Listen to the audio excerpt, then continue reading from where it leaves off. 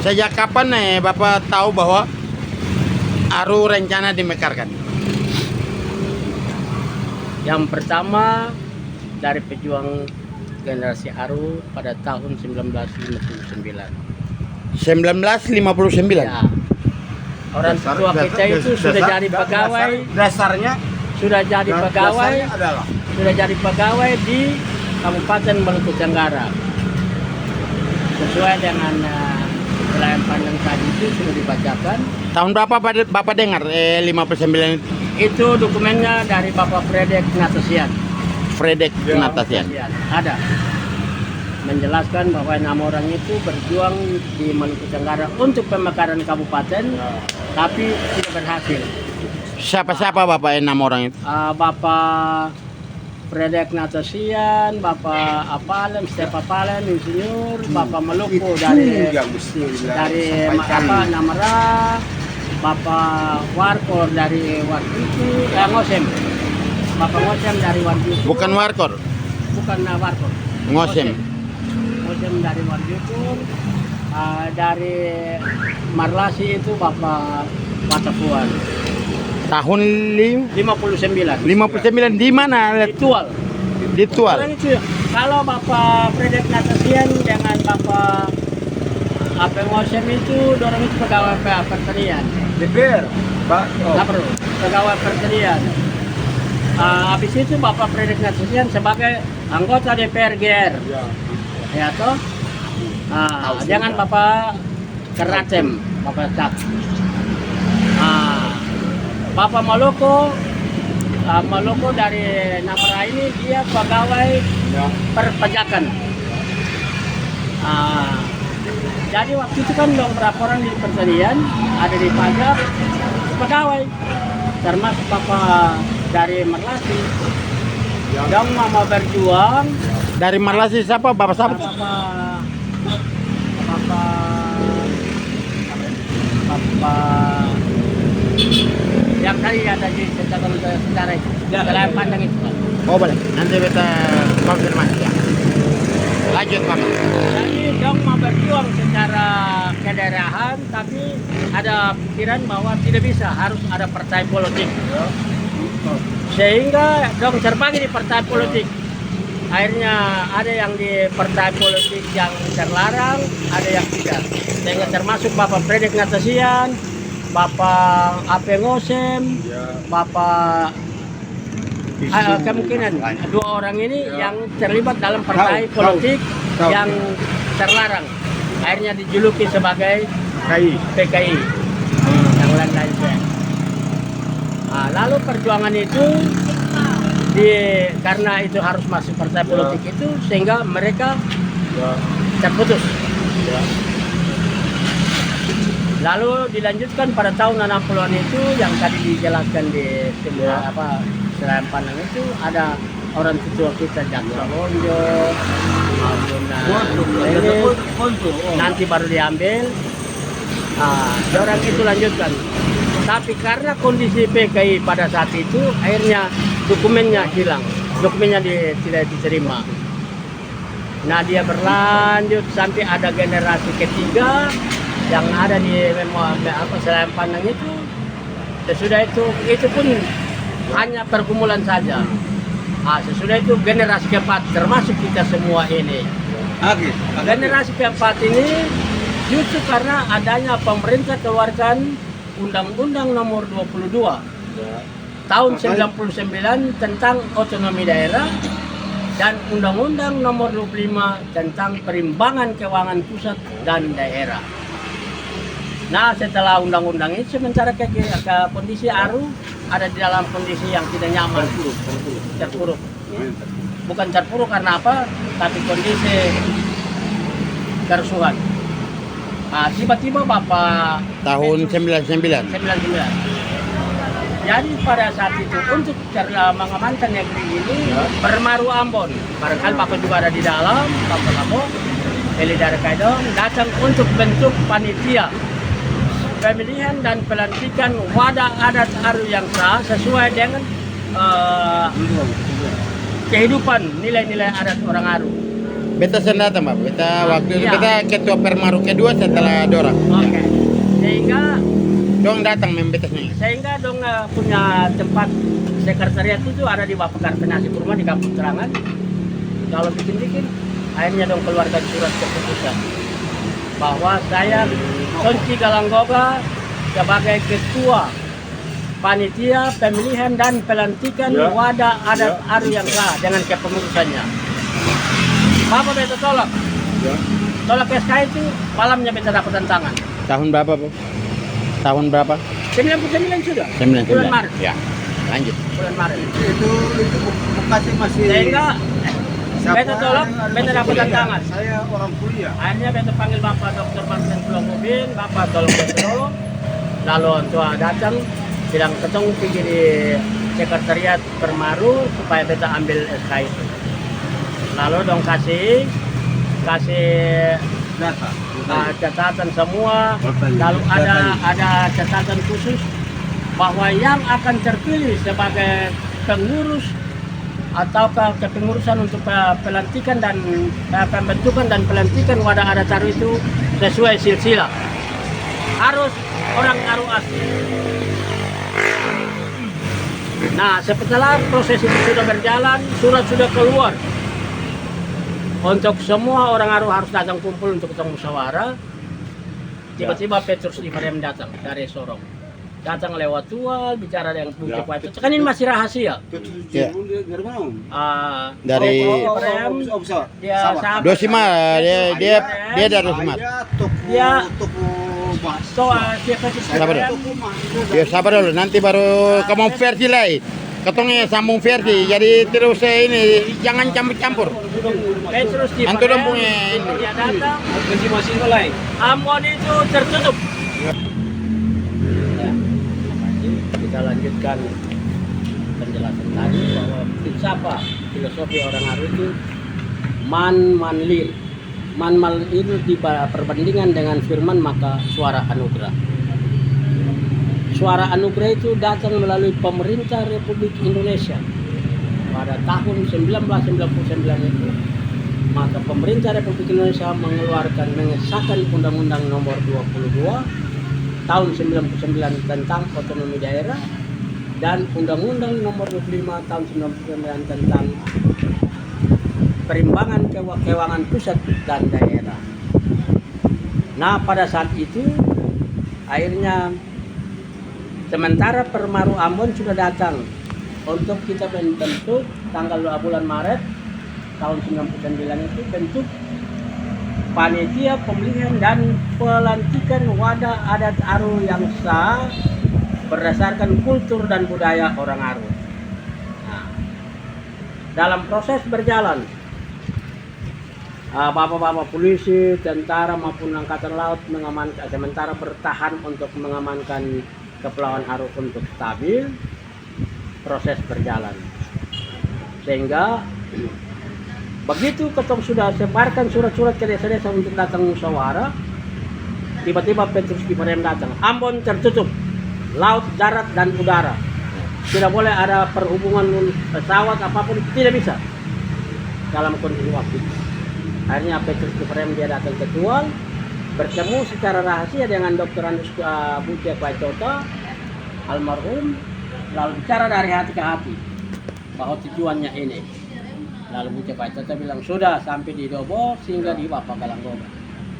Petrus Ibrahim dia naik ferry dari Tual datang, tiba terus datang ke rumah. Lalu dia taruh dia pun tas itu di depan rumah, pintu rumah itu, baru ketemu dua diskusi. Rencana dia untuk bentuk panitia. Tapi kita bilang tidak bisa. Karena sudah ada panitia pemilihan dan pelantikan wadah adat Aru yang sah. Ketong cari nama lain, ya toh. Akhirnya ketong berduduk cerita-cerita. Hanya beta tawar. Bapak tawar kata modernisasi. Kata modernisasi, dia terjelaskan dia punya pengertian semua bahwa modernisasi itu tidak menolak atau tidak menutup nilai-nilai adat istiadat negeri kita, tapi berusaha untuk melestarikan. Kita jelaskan semua selesai, dia terima, lalu ketemu panggil Bapak Pulau Kuping, menjelaskan untuk Bapak Pulau Ubin, beliau terima. Akhirnya tanggal 23 September Kentong bentuk tim modernisasi adat. Tim modernisasi adat waktu Kentong dulu semua persoalkan itu. Bahwa berarti Kentong Pungada Taru ini tidak bisa dikenal lagi. Selesai lalu Bapak Wen Sunario dibilang sudah, karena Bapak Ton yang bilang ini rapat di Bapak Botmir Puruma. Waktu itu beliau ke Kancam. Bapak Wen Sunario bilang sudah, karena kata ini Bapak Galanggoga yang kasih, tolong Bapak Galanggoga jelaskan. Setelah beta jelaskan, hari itu semua terima. Baru yang duduk itu bukan orang Lima saja, bukan orang Rusia, bukan orang Tengah dengan Selatan, Utara, semua gabung. Dia tua kah, orang tua kah, anak muda kah, anak sekolah kah, dia hadir, berarti itu lengkap. Yang penting kesatuan orang Aru dari Kursia Urima lengkap. Lalu kita jelaskan bahwa kata modernisasi itu tidak mengurangi ataukah menutup kelancaran ataukah pelestarian nilai-nilai adat istiadat orang Aru. Tetapi modernisasi dia berusaha untuk pelestarian nilai adat istiadat di semua daerah di seluruh Indonesia dan termasuk Kepulauan Aru. Akhirnya belum terima. Akhirnya hari itu kita bentuk tim modernisasi adat. Ketuanya Bapak The Games Kainau dengan kepengurusannya. Nah, setelah rapat itu selesai, ketong putuskan bahwa rapat di Bapak Sinamor. Setelah rapat di Bapak Sinamor itu karena persoalan kita, minta maaf, persoalan Salarim Batu Goyong. Rapat di situ ada 4 agenda. Yang pertama bicara tentang pembentukan tim modernisasi adat. Yang kedua bicara tentang semua orang harus ke Rei dan Salarim Batu Goyong untuk menyelesaikan tentang hidup Pak Saudara. Yang ketiga itu bicara tentang perwakilan dari Aru ke PDP karena ada recall. Jadi waktu itu ketong putuskan pada Games Kanau. Sementara beliau sudah ditetapkan sebagai ketua tim modernisasi adat dengan kepengurusannya. Ada dokumen lengkap. Lalu ketong pergumulan selesai, ketong pulang. Proses berlanjut. Tim modernisasi adat mulai bekerja sosialisasi di Kecamatan Pulau Aru selesai tentang Undang-Undang Nomor 20 ini dan kesepakatan orang Aru tinggalkan perbedaan salam sarani. Tapi mari kita bersatu untuk perjuangkan Kecamatan Pulau Aru menjadi sebuah kabupaten. Setelah sosialisasi di 117 desa, yang pengawalan resminya itu anggota polisi yaitu Bapak Penma, Bapak Penma dan anggota-anggota dan yang sekarang Bapak Penma sudah 3 balak masih bertugas di Aru. Itu pengawasan untuk keamanan negeri ini. Sehingga proses itu berjalan, sesudah itu sosialisasi ritual di Papua, di Jakarta, di semua tempat. Sesudah itu bentuk tim modernisasi adat terbentuk itu tanggal 29 September 1999 di rumahnya Pak Botmir. Sesudah itu Pak siapa Botmir Bapak? William Botmir ke Kancam Pulau Aru. William Botmir ya. Karena Botmir banyak Bapak jadi. Ya. Sesudah itu ketemu sepakat di Bapak Sinamor untuk penyelesaian itu. Selesai itu baru proses jalan. Setelah proses jalan, tim modernisasi adat berusaha untuk membentuk Badan Koordinasi Pembentukan Kabupaten Kepulauan Aru tanggal 15 Maret tahun 1999. Yang disebut Bakor. Bakor apa Bapak? Badan Koordinasi Pembentukan Kabupaten Kepulauan Aru. Bakor. Ketuanya Bapak The Games Kainau, sekretarisnya Takar Bobir, sekretaris 2 ibunya Popi Jabumir dan teman-teman. Karena kita yang bentuk belum beta ketua 3. Beta ketua 3. Lanjut Bapak. Proses berlanjut. Sesudah itu penetapan Tanggal 10 April dialog. Hai guys, jadi kalian jangan heran kalau sekarang saya di samping Bapak Tonci Galanggoga. Ini ada ada polisinya. Kok ada polisinya? Ya ini Pak Penma. Tokoh pejuang. Ini juga bagian dari Perjuangan. proses perjuangan itu. Barusan Pak Tonci Galanggoga menyebut beliau secara langsung. Saya tidak sengaja mengundang beliau dan ternyata beliau ada di sini. Jadi beliau adalah bagian dari proses perjuangan itu. Pak Bembuain sudah pensiun. Pak Bembuain, siapa lagi Bapak? Ya. Almarhum Kuci Harman. Kuci Harman, siapa lagi Bapak? 3 orang itu saya. Oke, jadi ada 3 orang itu. Ada Pak Wolo Bembuain, polisi, Pak Kuci Harman, polisi, Pak Penma, polisi.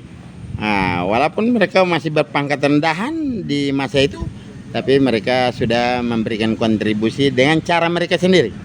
Jadi jangan ditalah tafsir ya, kenapa Bapak tokoh masyarakatnya dihadirkan bersamaan dengan tokoh polisinya, ya biasa itu. Ternyata sebuah benang merah yang langsung tersambung dengan sendirinya ya. Oke, kalau gitu, mari kita lanjut. Ya. Silakan lanjutkan. Terus tim modernisasi adat memutuskan bahwa dengan Petrus Ciperem dan kita semua memutuskan bahwa tanggal 10 April kita harus melaksanakan dialog. Di dalam kegiatan dialog itu lahirlah deklarasi. Jadi seluruh orang Aru datang, semua orang Aru datang untuk ketemu dialog pada saat itu, dan pemerintah daerah Maluku Tenggara di bawah pimpinan Bupati Dr. Andrus Haji Hussein Rahayaan datang. Pimpinan Maluku Tenggara datang untuk dialog pada saat itu. Saya potong sedikit Bapak. Kok tiba-tiba dialog? Padahal ini kan acaranya tadinya bukan untuk dialog ya. Jadi di sela-sela dialog itu semua sepakat bahwa itu dinyatakan sebagai deklarasi pemekaran Kabupaten Kepulauan Aru. Saya ulang, maaf. Ya. Saya ulang Bapak. Tadi mau kumpul untuk apa? Kalau tiba-tiba ada bahasa sepakat Petrus Ciperem bilang dialog gitu. Oh tidak, itu kesepakatan. Kumpulnya itu untuk apa dulu? Kumpulnya itu untuk dialog. Tentang apa? Tentang perjuangan pemekaran kabupaten ini. Nah, setelah dialog itu berlangsung, akhirnya lahirlah deklarasi. Di dalam deklarasi itu, di dalam dialog itu, di gedung yang ada di samping KPU ini, Pak. Di dalam gedung KNP itu. KPU di sebelah KPU itu. Lahirlah deklarasi. Deklarasi itu tentang Kabupaten Kepulauan Aru. Ulang. 2000. Deklarasi tanggal 10 April tahun 2000. 10 April tahun 2000. Deklarasi perjuangan. Iya. Pemekaran. Pemekaran ini. Ya, ceritakan di dalam ruangan itu seperti apa?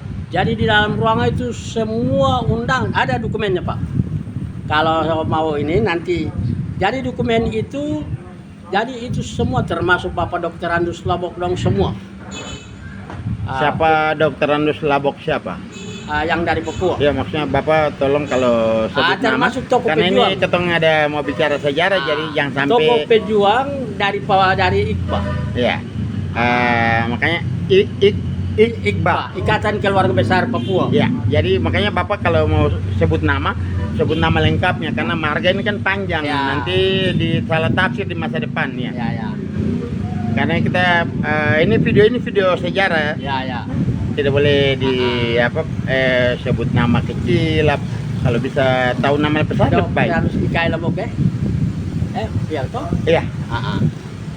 Jadi waktu itu kan deklarasi itu semua kasih pikiran tuh Pak. Akhirnya setelah deklarasi Dari Iqbal siapa-siapa saja yang datang, Bapak? waktu itu Iqbal hanya beliau dengan Yeheskel Galagoy. Yeheskel Gelagoy berarti dari Sorong. Tidak dari Papua juga. Yang polisi kah bukan? Hah? Yang polisi kah bukan? Tidak. Yeheskel Galagoy yang Dosen. politik kayak dia yang sudah almarhum juga tuh. Dia bukan pegawai, bukan polisi, bukan ini Pak. Oh iya. Lanjut, Bro. Dan dua yang datang. Satukan pikiran kita, lalu kita bentuk partai. Sehingga pada saat itu setelah pembentukan, setelah semua setuju untuk deklarasi pemekaran Kecamatan Pulau Pulau Aru menjadi kabupaten, sambutan Bupati Maluku Tenggara, Dr. Andus Haji Hussein Rahyan katakan bahwa Kepulauan Aru ini adalah pulau ajaib. Sehingga moyang-moyang kita tertawa karena anak-anak cucunya sudah mulai bergerak. Dan dari Forkopimda Maluku Tenggara, Bupati Maluku Tenggara semua mendukung isi deklarasi, mendukung deklarasi itu. Setelah deklarasi selesai, lalu Bakor mulai laksanakan perjuangan. Ya, jadi setelah selesai deklarasi, terus Badan Koordinasi Pembentukan Kabupaten Kepulauan Aru di bawah pimpinan Bapak The Games Kenau Sarjana Hukum, Ketua, Sekretaris Umumnya Mesak Cakar Bobir, STH, Sekretaris Umum, Haji Popi Jabumir yang ini, Sekretaris 2. Sebenarnya Bapak Karatem itu ketua 1, cuma beliau karena tugas beta sebagai ketua 2 dengan kepengurusan yang ada di Bakor. Termasuk kan anak sarjana-sarjana orang Aru semua ada di dalam. Jadi pada saat itu proses perjuangan itu Bapak Eli Darka ini kan dia masih vikaris Bapak masih vikaris di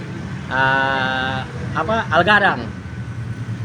Masih vikaris di Algadang. Tapi dia ada di sini. Peran dia untuk mengatur dan ketemu berikan tugas pada dia supaya selalu ada pertemuan kapal dia yang pandu acara.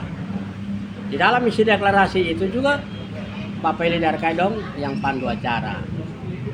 Sehingga setelah deklarasi selesai, terus tugas dari Badan Koordinasi Pembentukan Kabupaten Kepulauan Aru dia mulai berproses, mulai satukan dokumen. Jadi deklarasi itu Bapak yang tanda tangan isi deklarasi buku itu semua etnis di Kabupaten Kepulauan Aru dari manapun, dari Arab juga tanda tangan dan orang Aru semua tanda tangan, ribuan tanda tangan. 18 etnis waktu itu. Ribuan tanda tangan. Bapak ini betul mau ambil gambar satu.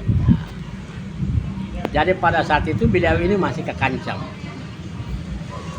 Dikbud, Kecamatan Pulau Aru. Jadi sementara berproses, dokumen sudah terkirim ke Tual, ke Ambon, tapi ke Jakarta itu Bapak langsung pengurus Badan Koordinasi Pembentukan Kabupaten Kepulauan Aru, salah satunya Bapak The Games Kainau, Bapak Mesak Cakar Bobir STH, Bapak Kepala Darakai Tentara, dan Ibu Popi Jabumir. Itu yang berangkat Jakarta untuk sampaikan hasil deklarasi itu. Berkoordinasi di Jakarta, jelaskan semua. Lalu kebetulan koordinasi dengan Iklibi, dukungan perjuangan itu dari semua anak Aru yang di seluruh penjuru tanah air, termasuk mahasiswa di Ambon maupun di Jogja dan di mana saja. Betul. Di masa itu beta ketua permarunya. Sehingga proses itu berjalan. Jadi pada saat tim Badan Koordinasi Pembentukan Kabupaten Kepulauan Aru ada di Jakarta, Ibu Megawati, Wakil Presiden Republik Indonesia, mau berkunjung ke Maluku untuk Komperda PDP. Jadi Pak DGM Kanadong terlambat bikin permohonan, kalau tidak Komperda PDP di Aru. Sehingga Pak Nunung Sampono bilang sudah, kalau begitu tolong kalau kasih informasi ke Aru, kira-kira cerita apa yang bisa Ibu Megawati saya ajak turun ke Aru. Sehingga ketong beta dong coba gitu kasih berita. Beta Bapak Wem KLM ketong berjalan. Pagi hari itu berjalan cari cerita-cerita kunjungan Presiden Soekarno tahun 58 dapat di orang Marialau. Akhirnya dong cerita-cerita semua. Lalu hari itu juga ketong kirim ke Jakarta. Lalu Bapak Mikhail Karatem dengan Iglibi dong olah dia sampai sempurna baru sampaikan ke Ibu Megawati. Nah, setelah Beta ulangi. Ya, Bapak. Beta ulangi Bapak. Bapak siapa Karatem? Michael Karatem. Michael Karatem. Ya. Michel Karatem ya. Almarhum. Yang Bapak maksud adalah komponis orang Aru ini. Ya, komponis orang Aru ini menyempurnakan data yang kita kirim tentang kunjungan Presiden Republik Indonesia Pak Soekarno, almarhum Insinyur Soekarno ke Aru tahun 1958 itu Pak. Oke. Setuju Bapak. Dan karena itu terlepas dari proses itu dulu, apakah di Aru yang modern sekarang ini menurut Bapak Michel Karatem itu pantas keseng sebagai tokoh orang Aru yang paling mendunia malah? Ya, Itu di perempatan Dewan Lama, pertigaan Dewan Lama itu mending bikin tugu satu di situ saja daripada Yosudarso orang Salatiga dia ada di sini. Di Salatiga saya dia punya cuma satu tugu. ya, jadi, Dia punya satu jalan, nama satu jalan Yosudarso cuma 200 meter lebih. Terus dia punya tugu satu di lapangan Pancasila. Padahal dia kampung Bapak. Nah di sini dia punya banyak nih. Di sini ada tuh tugu ini tambah dengan jalan dari sana.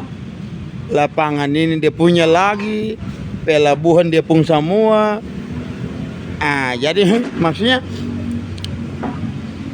beta sekalian lewat sejarah ini, apakah tidak lebih baik kalau kita mengusulkan tokoh Aru yang memang punya kapasitas yang pasti, apalagi dia juga pejuang Aru ternyata ya. Beta kira antos yang terlibat dalam perjuangan Aru. Dorang Iklibi Pak. Kalau Pak Mikhail Karatem, dorang terlibat dalam kepengurusan Iklibi. Ikatan Ikatan Jarum Keluarga Besar Lesi Jarum Jakarta. Jakarta. Sejak tadi. Dan itu yang bikin saya heran Bapak. Kenapa ada Ali Murtopo padahal dianggap sebagai pengkhianat negara, namanya diberikan jalan sepanjang ini, sementara ketompunge pahlawan sendiri yang orang Aru yang mendunia namanya Michael Karatem kok tidak ada namanya sama sekali. Oke, terima kasih Bapak. Memang kita sudah Maaf, kita lompat sedikit. Nanti habis ini kita kembali ke perjuangan lagi. Tapi kebetulan memang ini beliau ada dalam perjuangan. Saya mendukung. Kita dari Pemda sudah pernah undang kita untuk bicara tentang nama-nama jalan.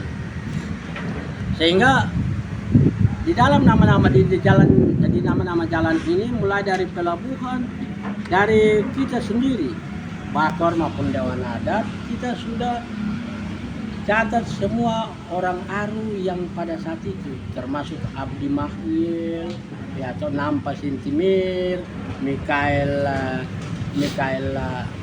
Papa Karatem, Mikhail Karatem, termasuk dengan ada beberapa itu.